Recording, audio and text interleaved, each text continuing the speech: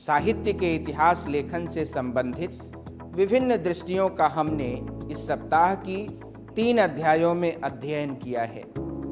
हमने यह जाना है कि विधेयवादी इतिहास दृष्टि साहित्य और समाज के संबंध को सीधा और सपाट मानकर चलती है और समाज तथा साहित्य के बीच कार्य कारण संबंध मानती है।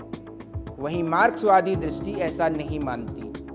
मार्क्सवादी इतिहास दृष्टि वस्तुओं को एक गतिशील प्रक्रिया में रखती है और यह कहती है कि समाज और साहित्य का संबंध द्वंद्वात्मक होता है, यानी समाज का प्रभाव साहित्य पर पड़ता है और साहित्य भी उलटकर समाज पर अपना प्रभाव छोड़ती है। इन 2 दृष्टियों को समझने के बाद हमने यह समझा कि साहित्य के इतिहास में रूपवादी दृष्टि, संरचनावादी दृष्टि, उत्तर संरचनावादी दृष्टियों ने साहित्य के इतिहास को असल में साहित्य रूपों का इतिहास माना है और यह कहा है कि साहित्य के विकास की परंपरा में दरअसल साहित्य रूपों के विकास पर ध्यान देना अधिक महत्वपूर्ण है। विचारकों ने इन दृष्टियों को महत्वपूर्ण मानते हुए भी इनकी एक सीमा यह बताई है कि इन दृष्टियों में उस संसार की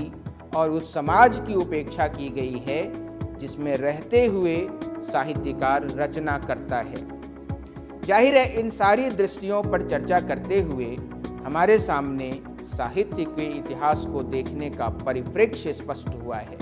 आने वाले सप्ताह में हम हिंदी साहित्य के इतिहास लेखन से संबंधित चर्चा करेंगे और यह देखेंगे कि हिंदी साहित्य के इतिहास लेखन की परंपरा का विकास कैसे हुआ है और किन किन चरणों से उसमें कौन कौन सी नई धारणाएं जुड़ती चली गई हैं।